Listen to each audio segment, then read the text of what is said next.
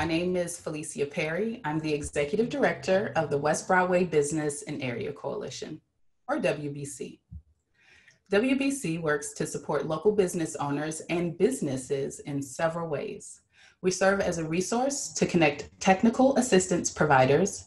We offer financial resources through our partnerships with the City of Minneapolis and microgrants, and soon our own fund.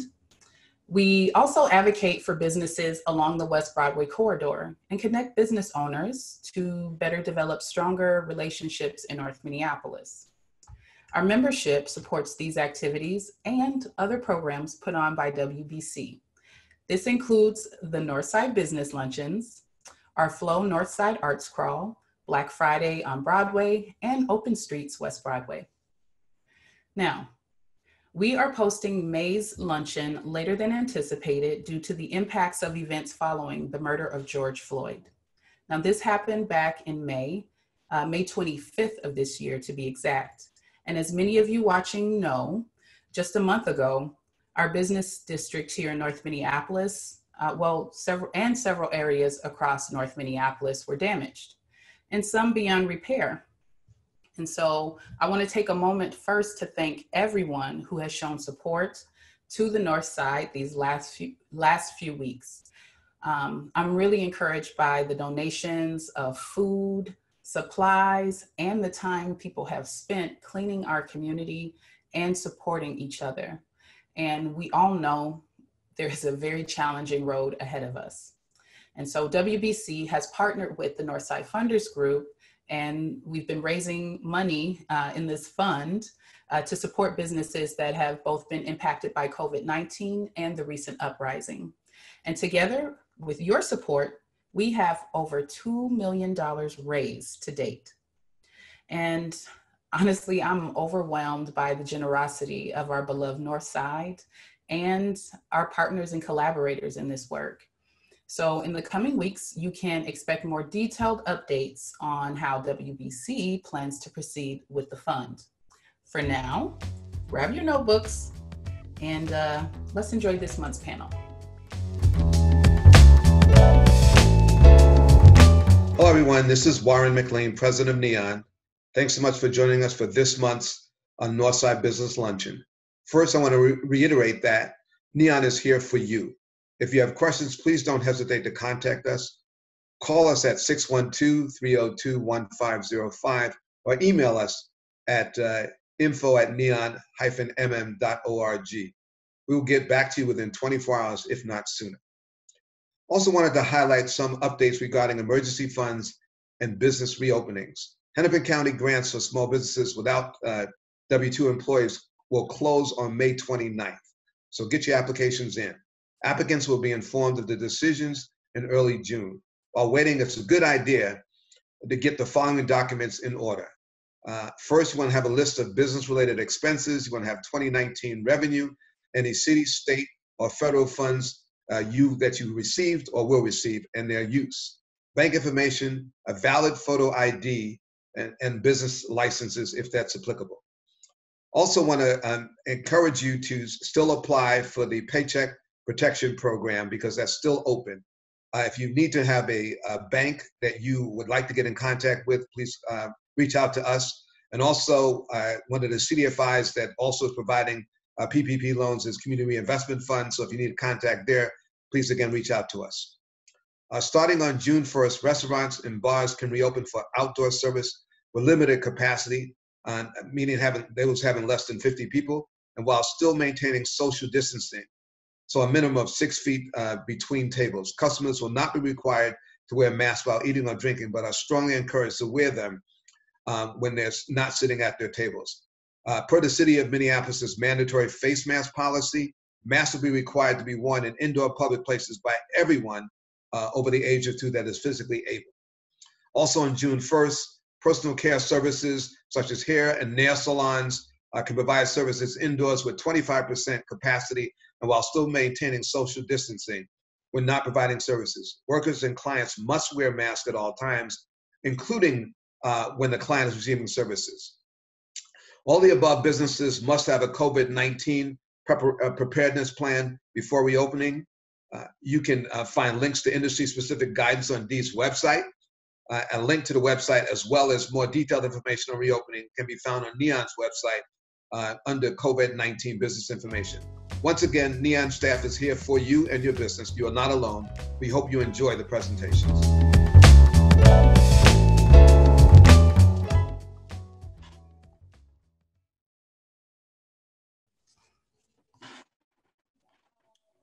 Alrighty. So welcome everyone to May's Northside Business Luncheon, held virtually here on Zoom.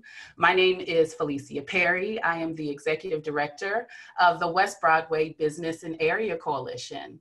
And so the Northside Business Luncheons, they are a monthly event that we usually hold in person. It usually happens right in North Minneapolis on the West Broadway corridor at the gathering space. And that's the spot that's right next to Sammy's Avenue Eatery, those of you who are familiar.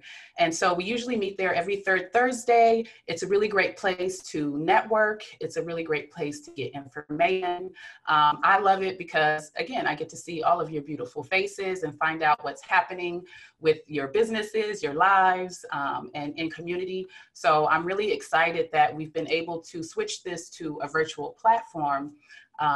And as everyone knows, COVID-19 has really changed the way that we've been able to connect with each other. And so because of funding from both US Bank and the city of Minneapolis, we're able to host these virtually now so that we can do it safely, but still with you all and get you, information and resources that you can use. So Anna, were you going to talk about the catering as well as introduce our panel folks? Yes. Yes. All right. So we do these Northside Business Luncheons together. It's N.E.O.N, the Northside Economic Opportunity Network. We're all located like right in the same building there on the corridor. So it's really nice to collaborate with folks right there. I haven't gotten to see Anna in person in 2 months. So that's kind of, that's very new and different for us, but it's really great again to be able to connect this way. So without further ado, I'm gonna pass it on to Anna so I can handle the background logistics here. If you all have questions, comments while the panelists are speaking, go ahead and pop them there in the chat. And if you have a personal thing you wanna send me a message privately where you're having technical difficulties, send that privately to me in the chat as well. All right. Okay, hi everyone. My name is Anna and I work for the Northside Economic Opportunity Network as the Community Engagement Coordinator. So Felicia and I work very closely together on these luncheons, and we're really happy that we were able to have be virtual. So we continued with the catering for the luncheons as well. And so those are available at Wolfpack Promotionals, which is just on West Broadway. And the caterer this month is Byondong, which is a Taiwanese bento box caterer. And so those luncheons are going to be available at Wolfpack. They're all individually packaged from 12 to 1 today. So and a little bit after. So stop by and grab your free lunch because we really do want to continue to provide that as well. So without further ado, I want to introduce our lovely panelists. So first we have Tess Montgomery, who is a young communicator and visionary living in Minneapolis. She is a digital marketing specialist at TPT and marketing coordinator for More Than a Single Story. She is a 2018 fellow with the Josie R. Johnson Leadership Academy, a 2017 fellow with the New Sector Academy, and a past digital production intern with On Being. Tess is passionate about the power of grassroots community-led organizing. So Tess, if you could wave here. Awesome. Okay, and then next little intro is Pam McCurdy. So Pam is the founder and owner of The Marketing Troupe, a publicity and consulting firm that believes there's an art to creating strategic publicity and marketing campaigns. Having managed organizations' social media pages since 2008, she blends expertise in story development, image building, and special event marketing. She has a keen eye for creating buzz among media and driving business sales or fundraising goals. So Pam, if you could give a little wave here. Hello. Awesome, awesome. So we are gonna start with Tess Montgomery's presentation. So without further ado, I'm gonna hand it off to Tess, and we're gonna have time for questions after each presentation. So there'll be plenty of time for questions, also some time at the end. Okay, Tess. Hi, everybody. That sounded like a really nice introduction of me. Thank you for that. Just to give you some background on me, with all that great stuff she said, I'm also a graduate of Patrick Henry High School in North Minneapolis. I ended up going to, Henry Pollard, or wait, no, sorry. I also went to North High School, so I know. I'm a traitor. But it was for good reasons. I transferred to attend in the International Baccalaureate program at Henry, so I could do those classes. After that, I ended up going to Drake University in Iowa, Des Moines, Iowa, where I studied advertising and marketing. And after that, I realized I didn't want to work for no ad agency downtown. I thought I did, but they have clients that don't really create change in the world. As a matter of fact, they do the complete opposite. So I just knew I couldn't thrive in that environment. So I started looking for jobs in nonprofits and in communications and marketing, and ended up at Appetite for Change, which was right down the street from the schools I attended, and was doing their communications work and engagement work for about 3 years. And then I decided I wanted some new experiences. So I started looking for other jobs and ended up at Twin Cities PBS, TPT, which is also known as Channel 2, about a year ago, and have been doing their social media and email marketing since. Also, while helping do marketing coordination efforts for More Than a Single Story, which is a series of public panel conversations, which has a website. You could look it up on Facebook and Twitter, ran by Carolyn Holbrook. And then I also do some consulting work for writers and caterers and much more than that. So it's a little background on me, and this is my presentation on social media marketing campaigns. Next slide, please. All right, so just an overview of my presentation today. We'll be talking about social media audits, creating an audience or finding your audience. Oh, hello, yeah, there you go. The campaign, gathering metrics, and the realities of social media. So yeah, we'll just be brushing over some of these concepts, not really going super in depth, just to kind of get your toes wet and give you a well-rounded idea of how this could benefit your business. Next slide, please. All right, so if you're not from this world, you already know that social media is just one big cluster matrix of people and platforms and things. Social media can definitely be overwhelming, but it is super helpful in getting the word out about your business or your product. Not all websites or platforms are the same and can be used for different purposes for a well-rounded campaign. So Facebook, Twitter, Instagram, LinkedIn, they can all be utilized in different ways and have different strategies for your business or your product. It just kind of depends on what they're about. We'll touch base on that a little bit. But yeah, you're just looking to maximize the results of your social media efforts. And planned and integrated efforts can reach and communicate with your audiences really well. Next slide, please. All right, so the social media audit. This is something that would be critical to developing your social media campaign as you determine your strategies. It determines what works best and what doesn't work best on certain platforms. You can find similar brands and imposter pages. So like there's a Breaking Bread in South Minneapolis. It's spelled completely different. It's about actually baking bread, but also has something to do with bikes or something like that. But you know, that's a thing where at Breaking Bread Cafe, you could have some confusion there about the one over North versus the one over South, and it's good to be aware of those other entities that could, you know, affect your brand. And also just doing an overall audit creates more consistency in the tone and voice. If you're just looking at, you know, if you have Twitter, Facebook, Instagram, do I sound the same on all of these? Am I communicating the same things, you know, equally across these? So you can kind of just get an idea of that.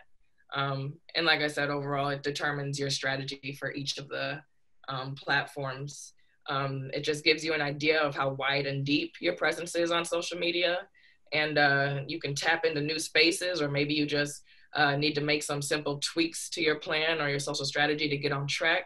And no matter where you currently are and stand with social media, an audit will present a clear picture of your current efforts and help you think clearly about the best way to move forward, things like that. And also, this creates a document. This can be documented, documents all of your social accounts that you have existing in one area. You can create a mission or goal for each platform. So, you know, Twitter, Facebook, and Instagram, you'll want to have different results for those and different reasons why you're using them. So you can just kind of document that in there. Another key information that's important to have at your fingertips, like login information, or, you know, who from your team is responsible for that that platform. So that can all be determined there. And yeah, just looking at your social presence. The hardest part, I would say, during your audit is collecting the content. Oh wait, sorry.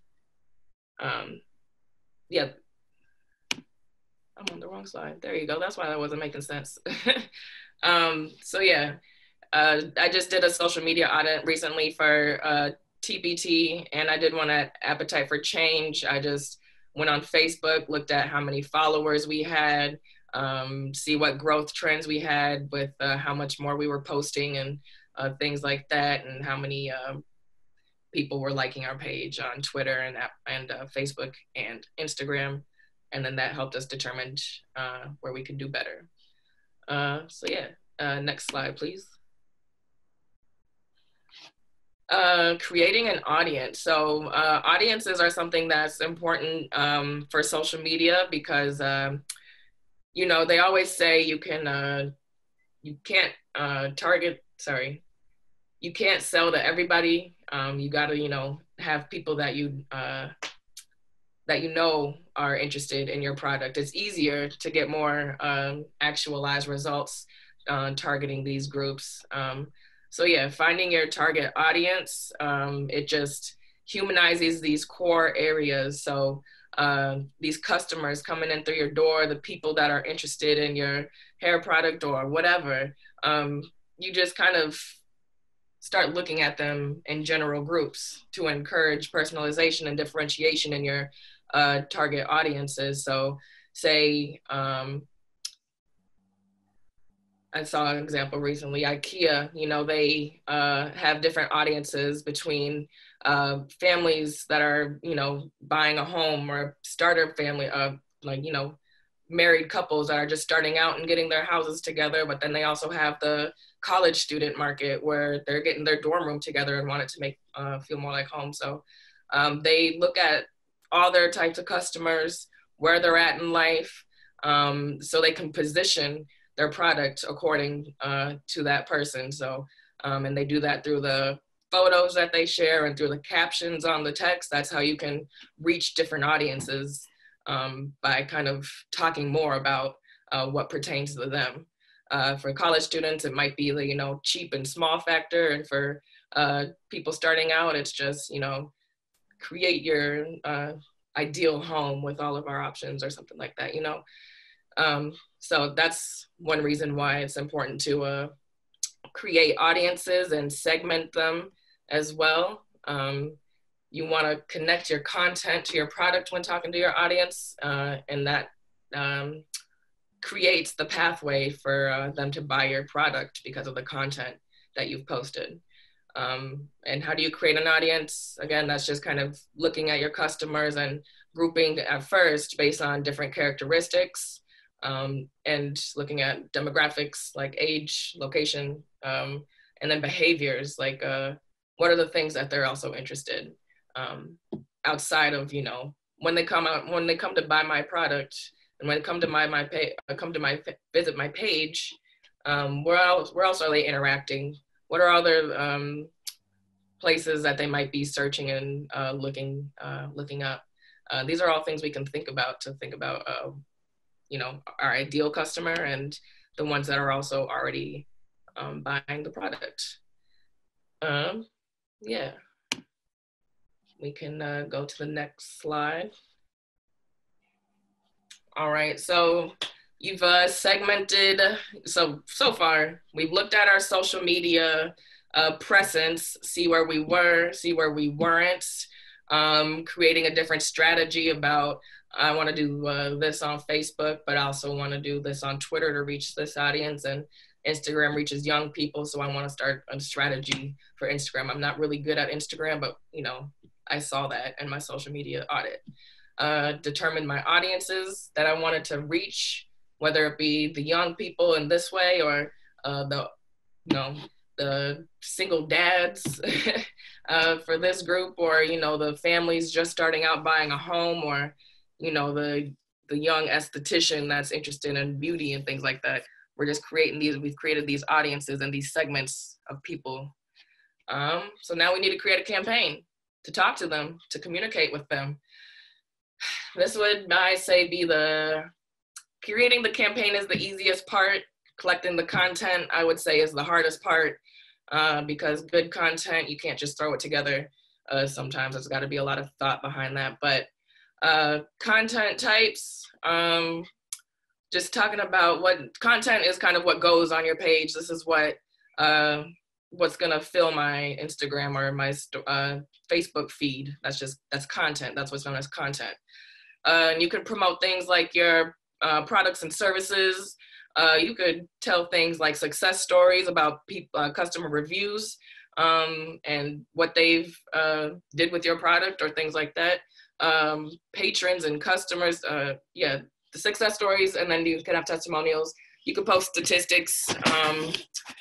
With Appetite for Change, which is a nonprofit, obviously, they were posting statistics about, you know, how much food grown or how many meals served, things like that nature, and related content. So if, you know, you're in the beauty industry and a whole new trend comes out, you could post an article and talking about how this applies to your brand, or just your thought on this, showing that you're a thought leader and you're part of the conversation.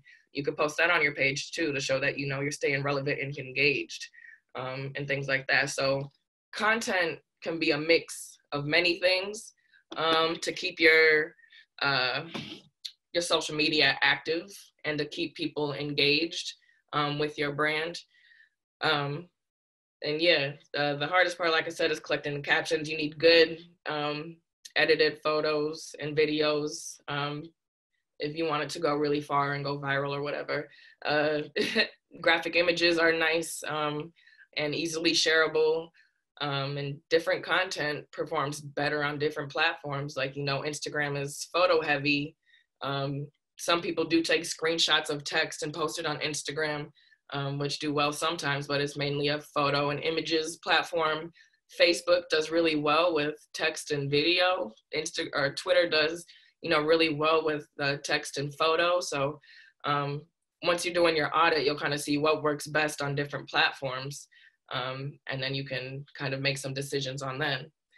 And creating a posting calendar, a posting schedule is really dope. It just kind of takes off that pressure off your mind of, oh my God, I gotta post something. What am I gonna post?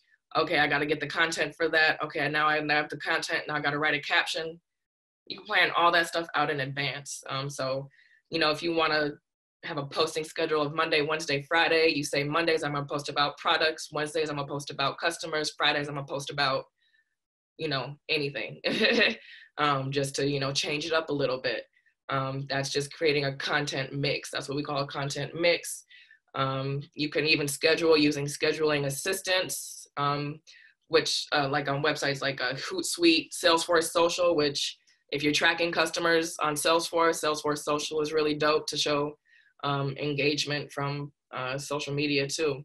And Sprout Social. All of these I think are free for a limited number of accounts, but y'all can look into that as a business too.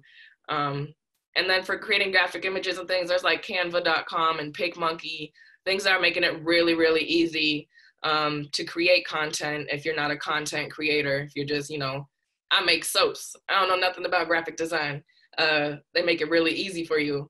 And even it's something really navigatable. So you got a son or a grandkid or something that just is really tech savvy, pay them $20 and cook them a meal. They get you a whole slate of graphic images and things like that. So yeah, I would say create a calendar and utilize these free resources that can make your social media planning life so much more easy.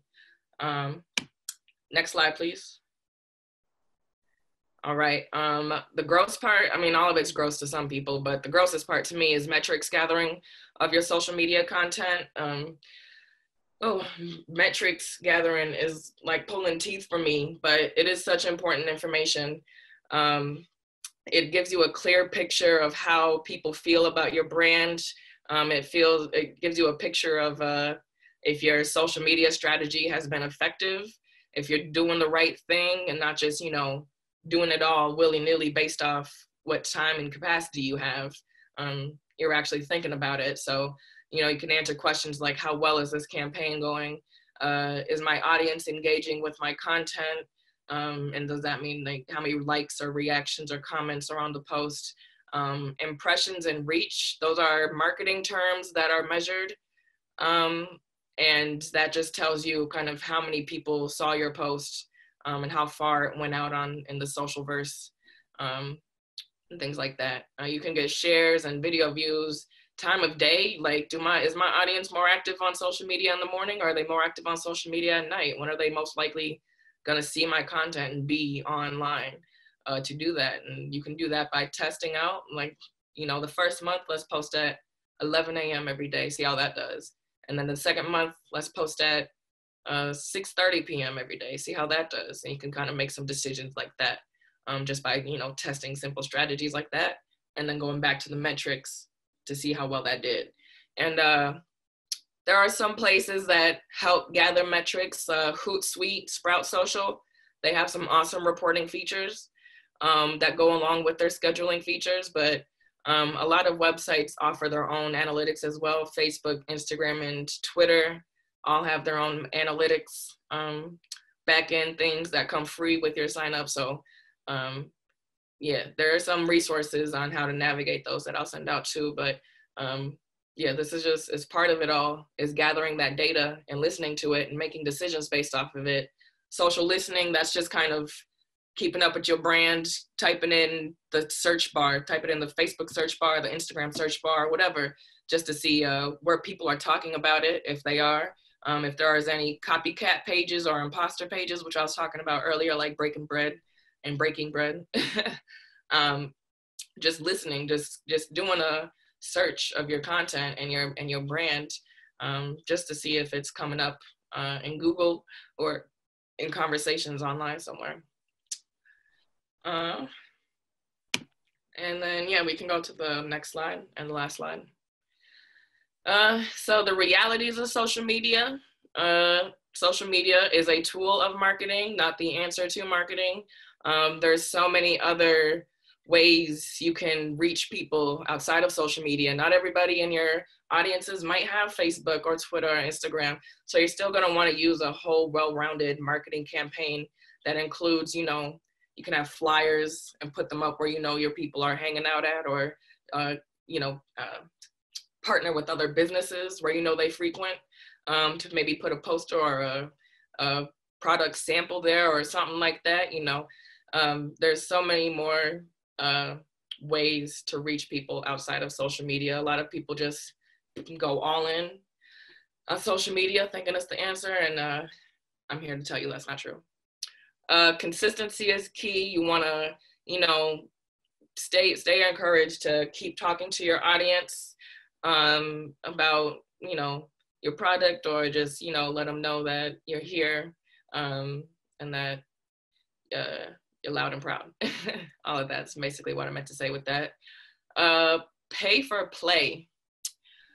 So the dark side of social media, you're gonna have to, if you want it to go far and further, you can put some money behind your content, meaning you can boost your ads, or if you have a, you know, a blog post, or if you want to, you know, let people know that you have a new website, you can put some money on Facebook and Twitter and Instagram.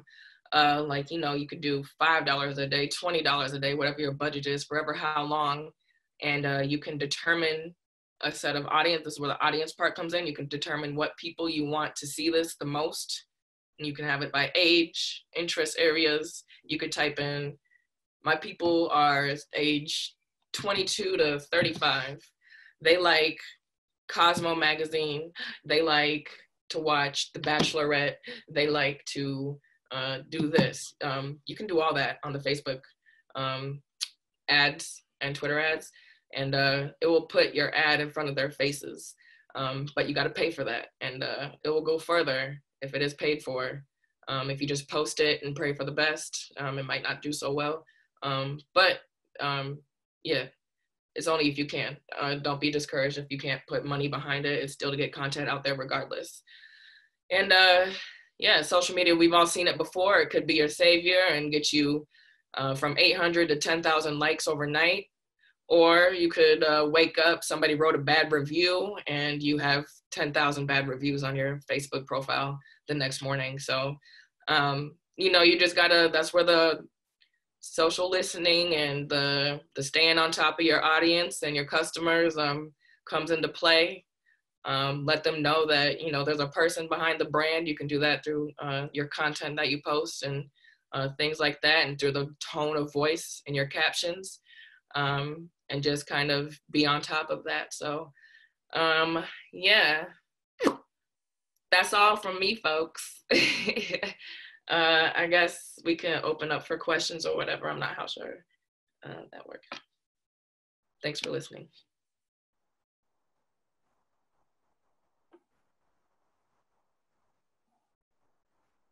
Well, we have several questions in the chat. Oh, do I have to unmute folks? Is that what happened?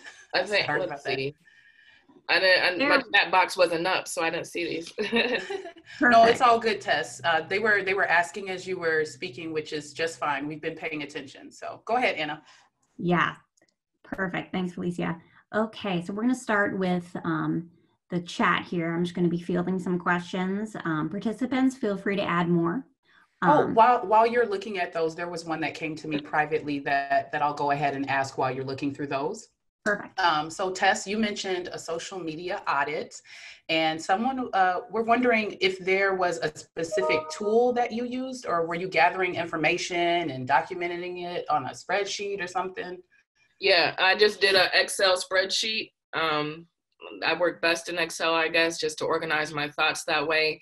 There are some free templates for social media audits online, but I always have trouble with other people's templates and downloading them and getting them to work for me. So I might download and just recreate it myself in Excel. But yeah, there's templates online that you can copy or download. Oh, that was in my presentation too, Be a Pirate. Let me explain that one. When you're doing a social media audit and when you're looking at your profile, look at other people's profile, look at your competitors' profiles, and also brands that you know are doing really well and successful that is not even your competitor. Just see what their social strategies look like, see how often they're posting, see what their types of content mix is like, and copy it, you know, steal it for yourself, steal that same strategy, it's all free game. So you see this brand, you know, they posting, you know, once a week on Twitter, but every day on Facebook, you know, try that out a little bit, see how well it does for your brand. You see that they got all videos on Facebook and all photos on Twitter, try that out, see how that goes for your brand. And if it does well, thank you to that social media person for doing that research. You can always apply it to yourself and your own brand. Just analyzing and researching and studying these other brands that you're familiar with that are doing, you know, that are top dog and stuff like that. So that's what I meant by be a pirate. Just steal their ideas, steal their strategy. Where were we at Awesome. though? My bad. Oh, no, you're good. That is very helpful and very true. Because That's it's where half my all strategies came from. trial and error. If someone else has done that, it's like, let's see if their trial and error works for you. So I'm just going to jump into these questions here. So the first question is, with Facebook ads, is it smart to spend a lot of money to reach more people, or a minimum as long as you target your audience correctly?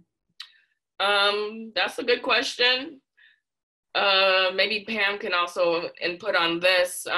Facebook ads I know exist, and I've done them a couple times, but I haven't tested that actually to see if it's better to put a lot of more money up front, or to spread it out over a longer period of time and see what those the engagement has been. Pam, do you have any insight on that one? I do. So first of all, I would always use the Facebook ad manager. I don't ever use the boost, because the boost is not very specific to what you want.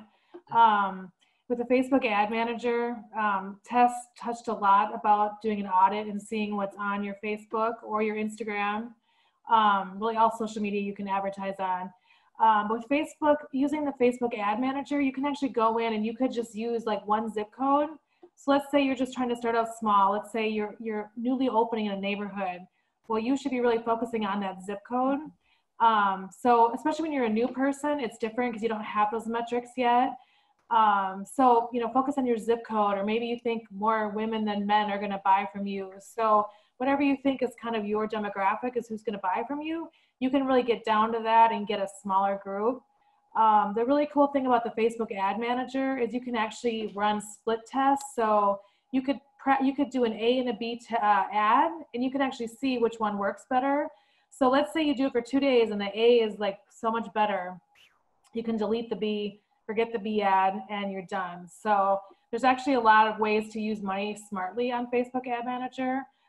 So I wouldn't use a lot of money. I would start out small and see what you get from it. And then, because even if the ad gets a lot of traction, but you're not getting sales from it, that doesn't do any good either. So you want to try to get actually interactions and sales and, return on your investment. It's true. And getting deeper into the weeds and the metrics part, there's ways to track link clicks and things like that through source codes and UTM codes and campaigns. And you can get pretty deep in that stuff. You can have a different link for Facebook, Instagram, and Twitter to see where most of your traffic is coming from. Traffic is really big in metrics too, but that's some weed stuff. That's some, you gotta hire somebody for an hour to start talking about that stuff. Next question. Really good point. Yeah, that's a really good point. It's definitely, you definitely want to see the return on investment and not just spend money because more people will see it. It doesn't mean that there's going to be a return. Very good point. The next question, you kind of already touched on this, Tess, but is there a platform you could recommend to manage all of your social accounts and posts? Facebook, Twitter, Instagram. Yeah, I guess my personal favorite was Sprout. I've used Sprout, Salesforce Social, and Hootsuite. Hootsuite was like kind of, I think, the leader in this kind of thing, but then they fell by the wayside a little bit and other better platforms came along. So I liked Sprout a lot, but yeah. Great. And then have you had success posting variations on the same message across platforms, or do you recommend completely different stuff per platform? Yeah, that's where the complicated part comes in. You do kind of get better results when you switch up your tone and strategy depending on the platform. Twitter and Instagram, much more short form captions. Facebook, you have a little bit more room for lengthier captions and things like that. So it could be the same message, just structured differently. And you can have the same kind of picture, but Instagram is more artsy. You could change it up there. Facebook, you could have a more general one or a graphic image or whatever, because real images do better on Instagram than a graphic image, So there is some thought that goes behind each platform and things like that in terms of the content posted and the tone of the copy and the length of the copy. Yeah. Awesome, thank you. And then what are the maybe benefits? We'll take one more I'm sorry to interrupt you, Anna, but let's do one more because I do want to make sure that Pam gets to her presentation and then questions at the end too. I could fly through some of these. Let's see. Benefits of going viral. I mean, brand awareness is the biggest benefit, but return on investment, you can't really track that after you go viral. It's great that everybody knows about your brand, but you want people to actually purchase your product. So viral, more people know about you, but you might not get actualized returns on investment. Quality versus quantity when it comes to content. I would say, yeah, posting frequently, super frequently isn't as important as having some good content to share. And I've learned that kind of the hard way at Appetite for Change, where I'm like trying to take pictures with my phone and stuff. And finally I was like, you know what? I'm hiring a photographer. We're getting some good pictures, and then I could use them in different ways for 3 months straight. So that was really good point. But... Oh, and then I think, thank you for answering the questions. Okay, we can always just add these at the end. Bless. Awesome. So let's just go to Pam's presentation here. Thank you everyone for all the great questions though. Thanks everybody. Pam, I will let you take it away here. Hi. Hello. So we can just head to the next slide, Felicia. Thank you. Felicia. Here's all my, hi, I'm Pam McCurdy. Anna already gave me an introduction. Here's some of my social medias if you want to check out what I do. And also there's my phone number and my email. If you have questions after, feel free to connect with me. Next slide. One of the reasons I said that I've been managing social media since 2008 is that, I mean, it's been a crazy roller coaster. Things have changed so much in 2008. Back when social media really started, a lot of businesses doubted that, you know, investing in social media was going to be important. But now we're fast forward to 2020. We just went through or going through a pandemic. You know, we see how important communication is to your customers, to your clients, to your community. And so, you know, they were completely wrong when they doubted social media, because it's a huge force and it's really important as a business owner to invest in social media and figure out how you can make it happen for your business. So I'm giving you some tips today, a little bit, just basically some of the things already that Tess said, but trying to give you some other specific tips as well, so we don't have the same information today. Next slide. So the numbers, this is 2019, and the numbers are growing even more in 2020. It's interesting too, because I mentioned TikTok in my introduction, and it's funny because TikTok now has, I looked it up last night, they now have 800 million users, and those users spend 52 minutes on TikTok. So, you know, you think you've got it all down, and all of a sudden another social media starts. So that's another piece of your decision-making as a business owner, to figure out, okay, is TikTok something that we actually want to use for our business? If you deal with a lot of young people, it probably is. Maybe you throw some fun TikToks into your you can throw them on Instagram, you can throw them on Facebook, so you don't have to have a whole page. But those are all decision makers as a business owner that you have to look at and figure out what works for your audience and what works for your, for you and your customers. Next slide, please. So I'm going to try to go through, I have 9 tips for your business, really to think about what's going to make you more successful as a business owner on social media. Because I'm a consulting firm, I started the marketing troupe. When I sit down with someone, some of the first things I ask you is, you know, what is your target market? Where have you projected your sales or income to come from? So, you know, N.E.O.N and West Broadway, they work with you on business plans. So I'd love to look at your business plan first and say, okay, you know, I'm starting off, I'm going to work up at pop-up markets.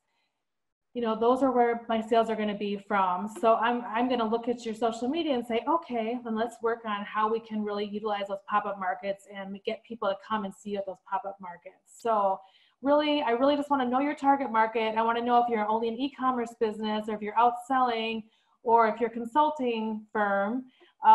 You know, all those things are really important to really figure out where your sales are going to come from, so we can maximize social media. Next slide, please.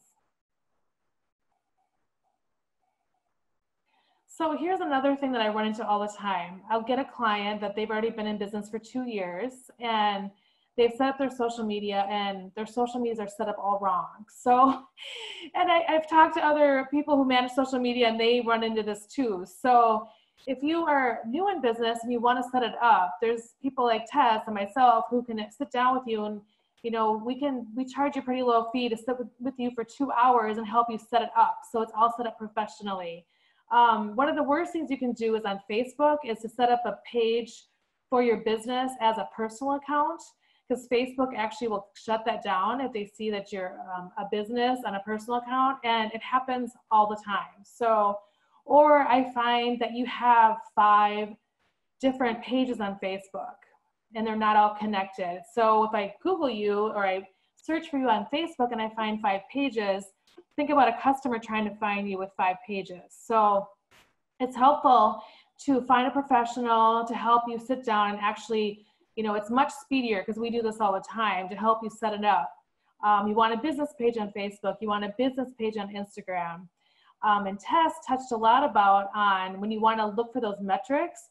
When you set it up as a business, after you get 100 followers, you can actually start looking at your all your metrics on Facebook and Instagram especially. So it's a great tool that you can actually look and see, well, where's my success? What's happening? Are my followers, do they live in Minneapolis? Do they live in St. Paul?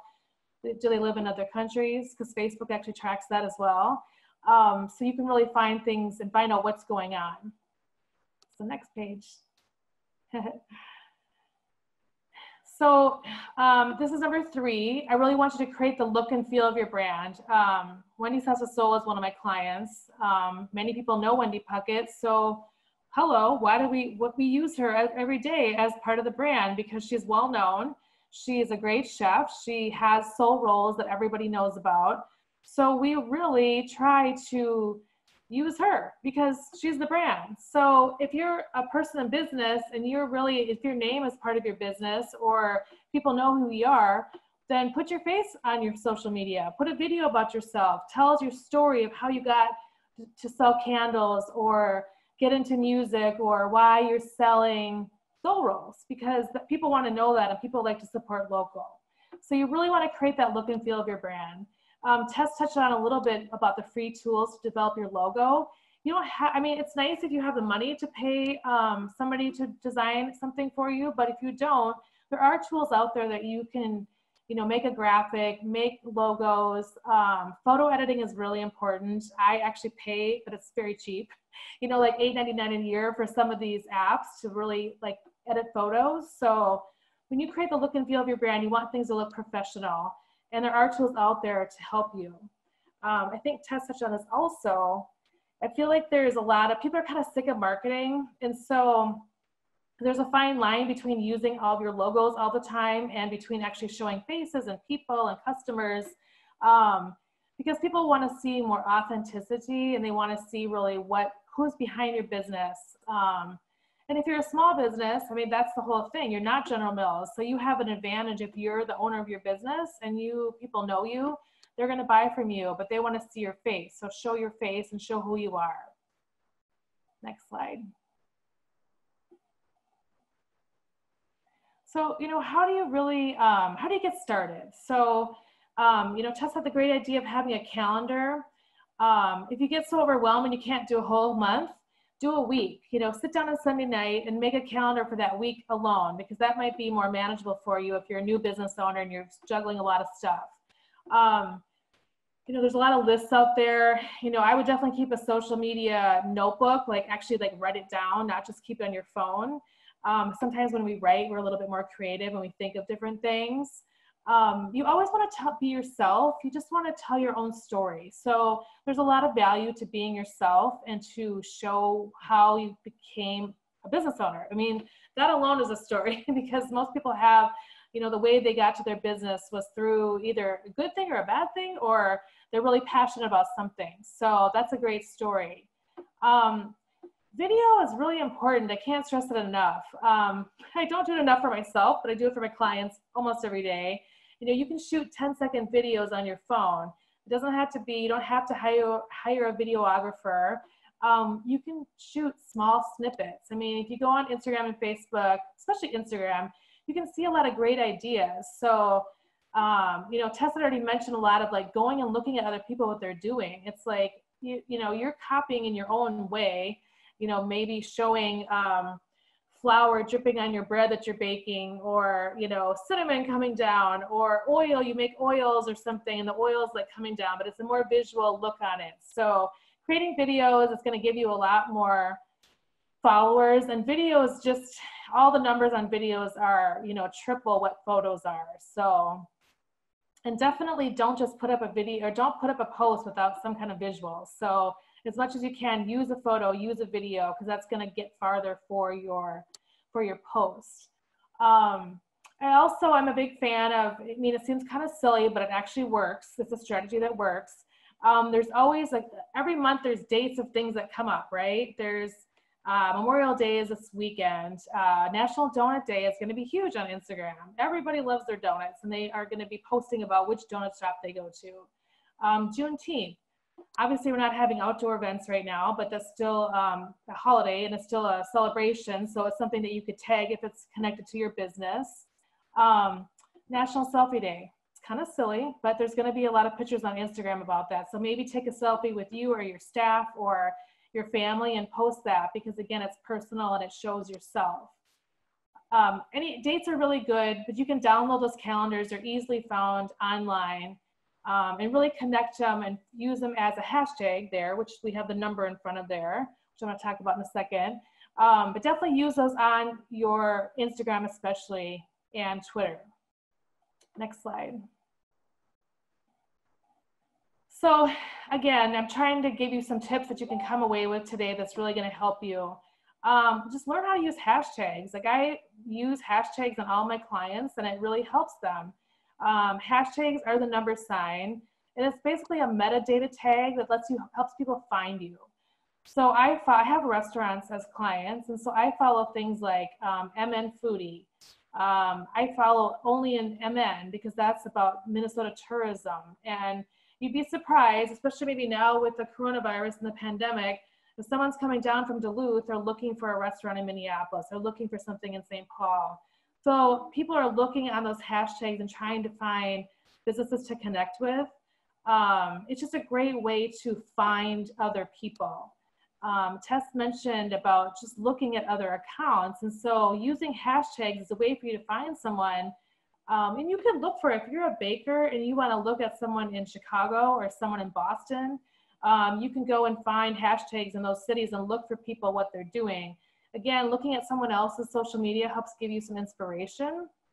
And it's just ways to get creative, because sometimes we need other examples, and maybe some of the similar restaurants or food establishments in other cities are doing things you want to do. So it helps give you some ideas to make better posts and better photos. I didn't really mention Twitter, but I should go back to Twitter a little bit. Just overall, Twitter is a good social media if you have time for it. Reporters are on Twitter. So if you have any interest in getting PR and getting stories, I used to work at the Eco Experience building at the State Fair, and it's really hard. It's a lot of hustle to get on the news at the State Fair. And I had a lot of relationships with producers, and I do have a lot of relationships. But it's interesting because sometimes, especially when new reporters come to the Minnesota State Fair, they don't know what the heck they're doing. And I've like emailed and DM'd people on Twitter, or I've tweeted them, and they've responded to that before they've responded to emails for me. So those are ways for you to connect with reporters if you're interested in trying to get a story out about your business. And reporters are looking for that, and they don't always have the ways to find you necessarily. They don't always have the connections. So Twitter is just a really good use of social media if you have time. And there was a question earlier about, having variations on your social media. I mean, that's ideal, right? It's ideal to put up a different tweet than Instagram and Facebook, but maybe you don't have time. So keep up your page and still tweet. And then when you have time, or if something's coming up, maybe, I don't know what events are going to happen this summer, maybe not as many, but Open Streets is down, it comes on Broadway. Well, some of these reporters are going to come up and look for that. So tweet out to them and say, hey, we're going to be at Open Streets. We're selling, our store is open. This is happening. So that gives you a way to really connect with people, and maybe you don't have another way to connect with them. but they're looking for you too. So it's a positive. But that's a really good use of Twitter if you want to use Twitter. And that's the way I've used it for years, and it has worked. So if anyone has questions about Twitter, I definitely could take more answers or give you more answers about that, but I do see it as a value. One other thing about Twitter is that Twitter, also, when people don't, if you've been on Twitter for a long time, you probably don't remember this, but when you log onto Twitter and you get a Twitter account, they're going to ask you things like, do you like food? Do you like travel? They ask you a bunch of questions. And so you already have that in your profile. And when I have done audits on Twitter for my restaurants, they have had great luck on Twitter. They have a lot of people that follow them. So it can be worth your time, especially if you're in the food business. I find that as well. Next slide. So I know we talked a little bit, Tess talked a little bit about some ideas, but it's kind of like your number one job when you're on social media. You're always trying to think of content. So you're constantly looking at other people's content as well to get ideas. If you haven't done a contest yet, contests are great. Give something away. If you're a consultant, give some of your time away. Also, partner with other brands. So I just saw 3 brands on Instagram and Facebook go together, and they actually were giving stuff away together. So one of the requirements to be in a contest was to follow all 3 of them. Well, that's perfect because you get a bigger prize, then you get new followers, and you get other people that are finding your page. And that's not expensive. That might be a little shipping cost in some of your products. Again, if you're a product business. But it's a great way to really just get new people to your page who are interested in, what you sell. Going live on Facebook, Instagram, YouTube, those are great opportunities as well. If you haven't done it before, you might need a little help with it because sometimes the technology of that, you need a little bit of help. But right now I'm working on a virtual event for one of my nonprofits because events are some of the things I do as well. And so we're doing a virtual fundraiser, which you've probably seen everyone's doing those now, but it's just the way it's going to have to be right now. So if you want to give some more, really some more attention to your business, going live is a great way to do that. Maybe, especially right now, because we got a lot of stuff going on right now with all the stay-at-home orders lifted and restaurants opening up June 1st. So one of my former clients yesterday, they've had to close down, have a lot of shifting, a lot of pivoting with their business. They're going to be able to open up their patio. And so yesterday it's like showing the patio, showing, it's a big patio, but we're going to be able to social distance you. So I think that makes people feel comfortable as well. So going live or doing videos and showing some of that is a really easy way to find, just to communicate what's going on, because not everyone's going to be ready to go to a restaurant June 1st. And so you want to show them some of the things that you're doing to get ready to social distance or wash hands and ask people to wear masks and all that stuff. So I also love when people are in new spaces because I want to see your space and maybe I haven't stopped by yet. So if you go live and show all the things you're doing, that's great. That's fun. That again engages your audience in seeing what you're doing. You're really showing your work, and that's really what I want you to do on social media, show your work. You might have seen these on Instagram, they're really popular. You've got social media takeovers. So maybe you have an employee that takes over for the day and posts what they do. Maybe you have a fan, you have a super fan, you do a contest for this, and they come and take over your social media for a day, and they post all the things. This kind of works well with like food and clothes. With clothing, they can show different outfits, they can show how they're shopping, really just shows what's happening, with your business, but also gives a different eye to it. So they have a different eye than you do because they're a fan or they're an employee. So it shows a variety. So also, I just kind of threw this in there, but Thursdays and Fridays engagement is like 18% higher generally. This could be different for some businesses, but generally overall, on Facebook and on Instagram, on Twitter, Thursdays and Fridays are a little bit higher days. So, you can always look back on your metrics to see if that's true for your business, but overall on social media, that's a fact. So If you, can't do every day and there's certain days you want to do, make sure you get Thursday and Friday in there.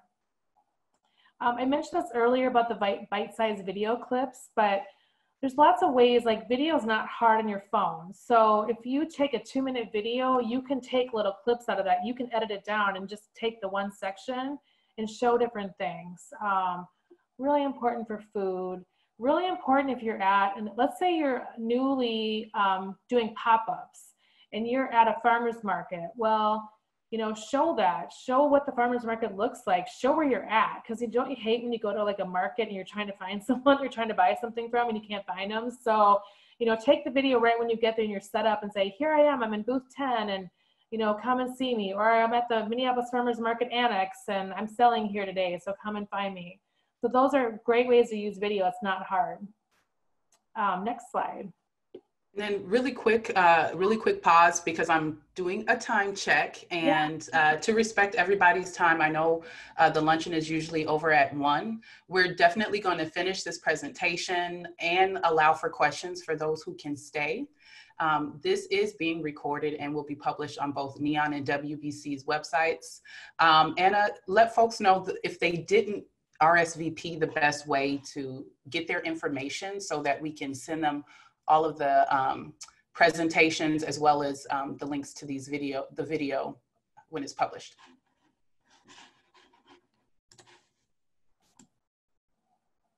Yes, so you can just email me. I put that in the chat box. Sorry, Pam, we'll continue your presentation in 1 sec.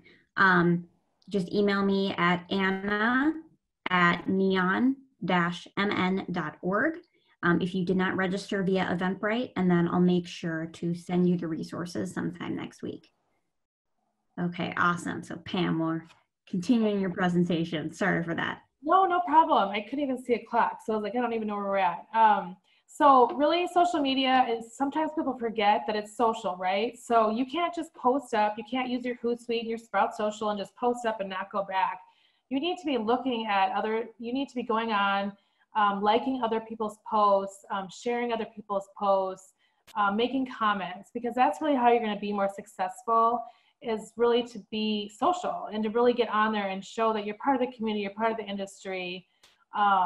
Just 3 quick ideas, give the customer a spotlight, show what your customers are doing, run an exclusive social deal. So maybe you sell juice and you sell, if you buy 2, you get 3, and that's just an Instagram special or just a Facebook special. Don't run it anywhere else.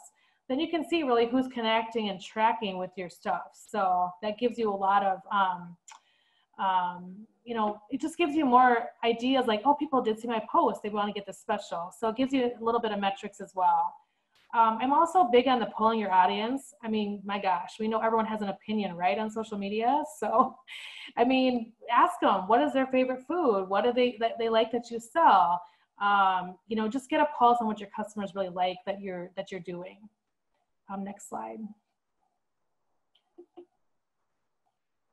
Just another thing that we didn't really talk about, but Instagram and Facebook stories are really important.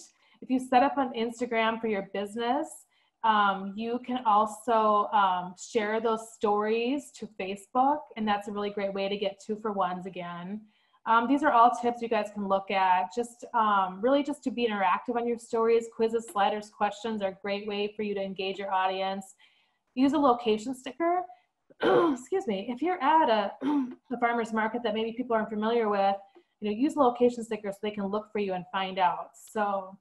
And also you can tag a partner that you're working with, or you can, if you're a N.E.O.N client or West Broadway client, tag them and see that they see that you're posting, and maybe they'll share it as well.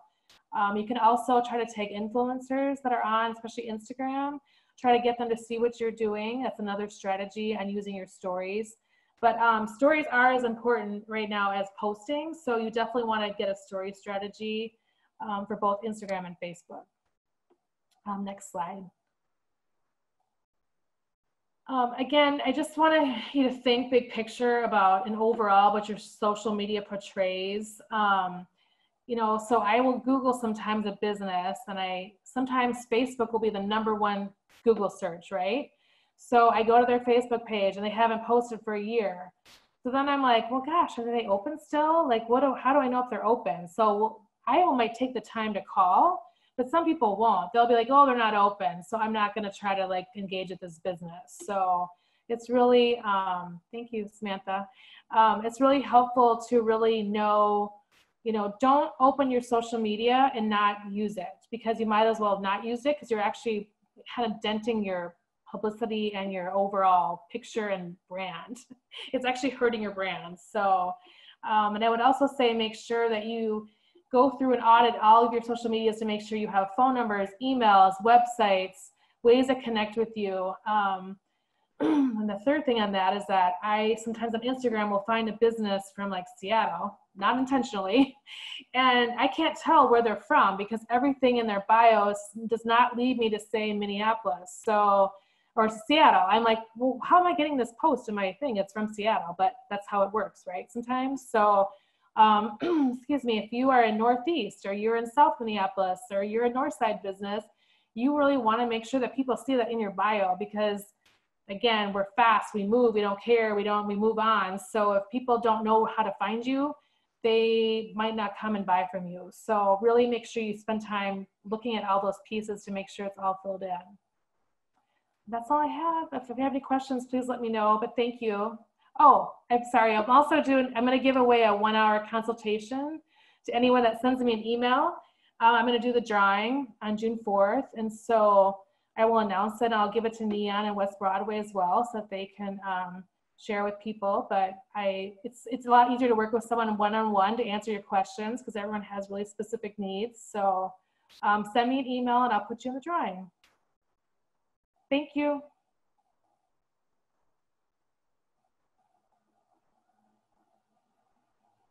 Thank you so much, Pam. Yeah.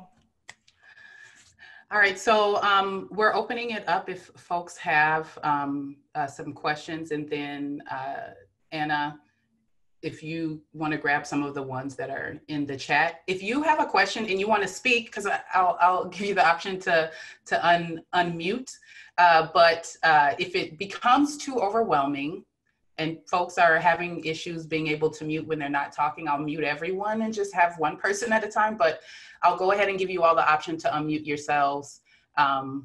Or actually, you know what, let's use the raise hand option. Let's just do that. Raise your hand and then I'll unmute you. How's that sound? Okay, cool.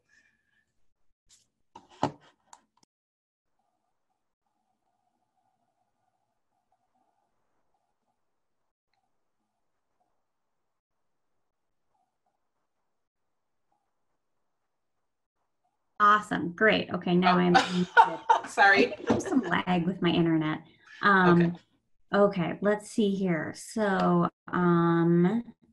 there's been a lot of back and forth, which is awesome, but let me see here. I can't quite find people's questions. One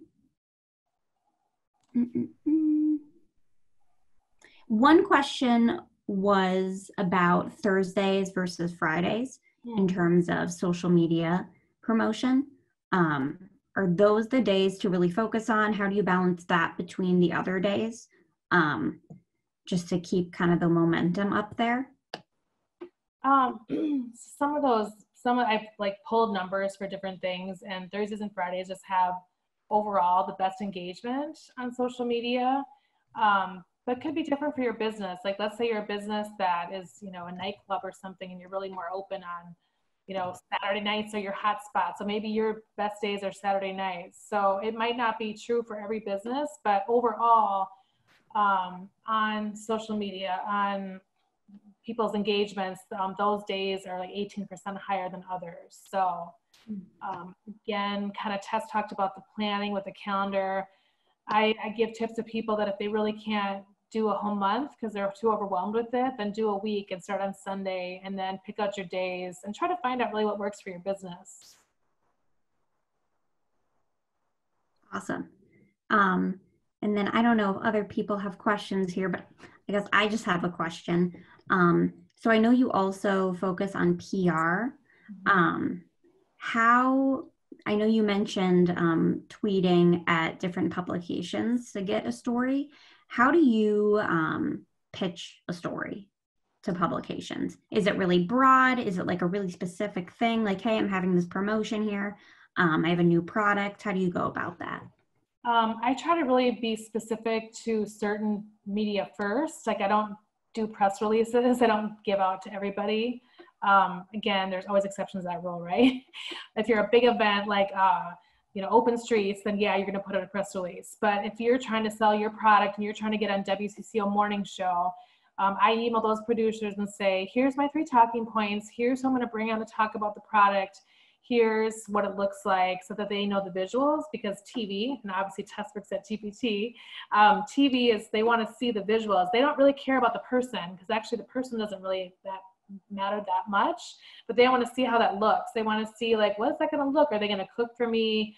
Are they experienced on TV? And I also practice with people, because TV is its own beast, and you really have to know what you're doing, and it's not as easy as people think. Like bringing someone on TV might take me hours to get prepared. By the time I pitch it, we practice it, we refine it. So it might take hours to put together. So it's not just like, oh, hey, we're going to go hang out on TV. It takes a lot of work. My second tip on that is that I do tag people on Instagram. I tag Jason DeRusha, who's a food person. I tag Minneapolis St. Paul magazine sometimes. I've tagged Wendy's House of Soul with a lot of influencers, and they've now come in and eaten with her, and she's got like a whole new audience with her food, because her food's good. So they want to eat it. And so but they might not have known about her before, because we have 1 million restaurants. So I tag influencers also on Instagram, because that's what they do all day, is food. That's great. And the point that the visuals really matter, that's a really good point, because we are such a visual culture right now. You want to really grab people. Like the story will grab people, but the visuals are kind of what draw you in. So that's an excellent point. Does anyone else have any questions for Pam or for Tess? Or for N.E.O.N and West Broadway? Yes. Oh, Heather has a comment. So, hey, Heather. Yeah, go for it, Heather. Can we unmute her? Heather from Wendy's House of Soul. Yeah, sure, I see her there. Oh, perfect. Hi, I was going to make a comment because I know it's come up in a few of our meetings. Can you guys hear me? Yes, we can. Okay, sorry. I have my video covered because I don't look good. Anyways, to other business owners out there, I can't stress enough that you should hire someone to handle your social media. I know a lot of people think the cost is extremely high, or whatever they may think. First and foremost, I don't think it's high. Pam has been worth every single penny, if not more. And Wendy doesn't get very involved in that part of it, but she made the comment when we first started out with Pam, what are we paying her? Because it's worth every cent. We've had all these people coming in saying this, this, and this. But we were handling our page within our family, and it's too overwhelming. So I can't stress enough to get someone to handle it for you. The point she made about having those multiple pages, it was insane. We had 4 pages, and I didn't do it, but I know another business in North Minneapolis had the same thing, and I was trying to utilize them. I didn't know which page or how to communicate with them. So everything that Tess and Pam said today, I can't stress enough for people to follow, and it will really make your business flourish. And the influencer point that she brought up, I don't even have words for that. That when she did what she did, it went crazy. So utilize what we have within our community. I know people think, spending this money is, it's a huge impact, but I always say to Wendy, you have to spend the money to make the money. So everyone said that for many years, and it is so true. So that's all I really wanted to say, is to point that out. Like, I know other people have brought it up in some of our meetings that, no, I just do my own, or I do it from my personal page. Don't do it. Hire someone. So that was all. Thank you, Heather. Yes. Yes, thank you, Heather. That's wonderful to hear that from a business owner who's actually used these services, because it's really hard to run a business and run your social media and do it well and connect with all of these different people and make sure that it's consistent. Like that's a whole beast. So thank you so much for that.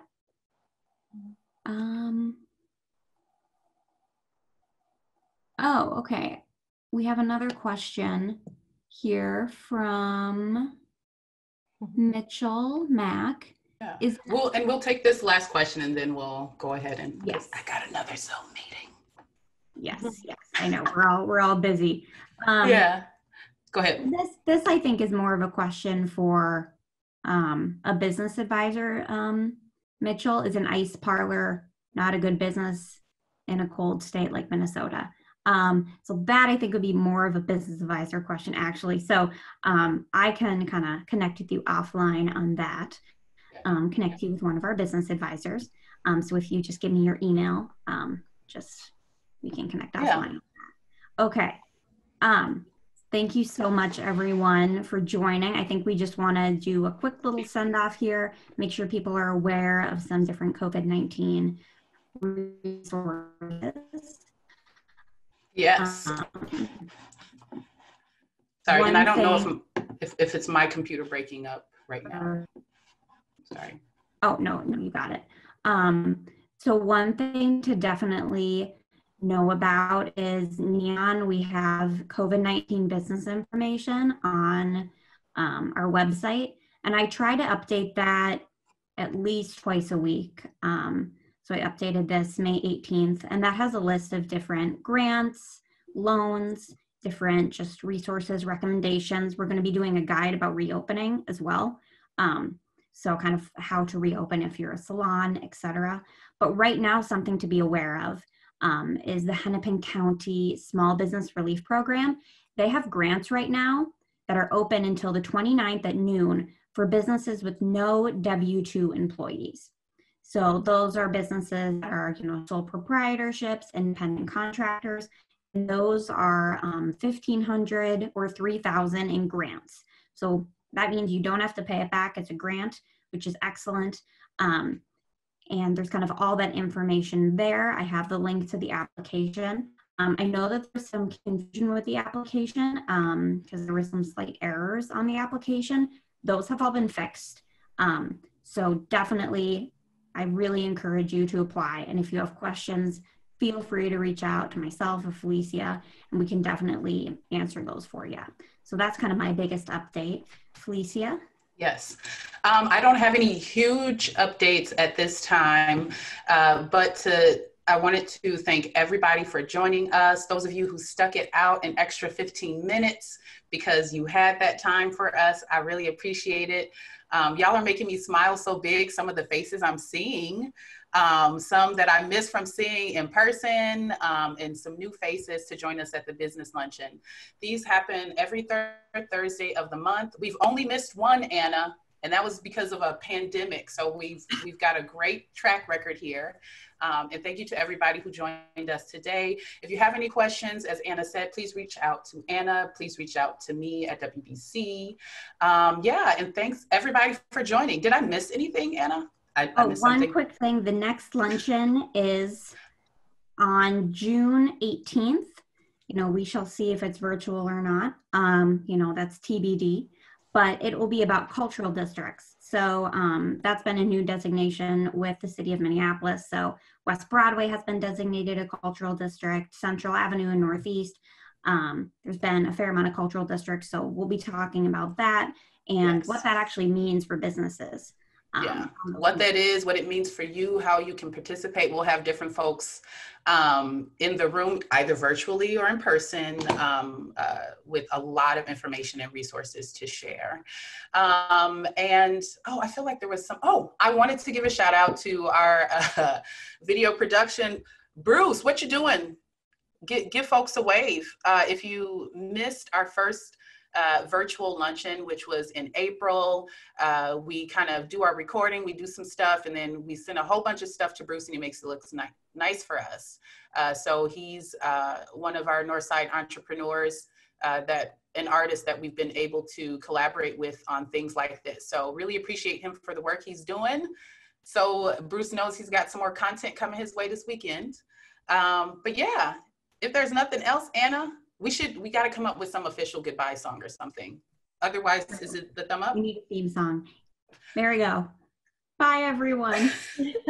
Peace, everybody. Thank you. Thank you. Yes. Thank you, presenters. I couldn't let everybody unmute themselves. It's too late. Oh. I'm gonna let everybody get on up out of here. And then if people wait too long, I'll just kick them out. Because, you know, some people, they just listen in. I see V, Tamiko, Leah, KB's on the line. Miss Jackson's on the line. Yeah. Thank you. Awesome. Thank you so much. Y'all. And Tess is already gone, but thank you so much. This was great. Thanks, Tess. Thanks, Pam. Appreciate it. Hey, Tamiko, I didn't unmute you. I'm sorry. You weren't able to unmute yourself. I just wanted to say thank you so much. I'm teaching at the same time, so it's hard for me to pop in and out with students and everything. So, but it's good to be able to hear your voice and see and consume the information. I'm absorbed. Yeah. Thank you. I sure appreciate you for joining us.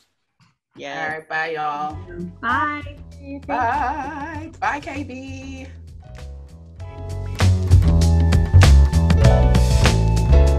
We appreciate you taking time to tune in to this month's Northside Business Luncheon. You can find out more about our future luncheons by signing up for the WBC mailing list that can be found at www.westbroadway.org.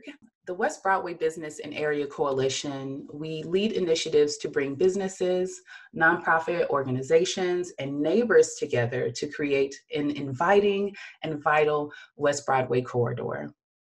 I truly believe that working collectively, we can transform the Northside into a thriving economic community. So thank you so much for watching. I'll see you all next month. Bye.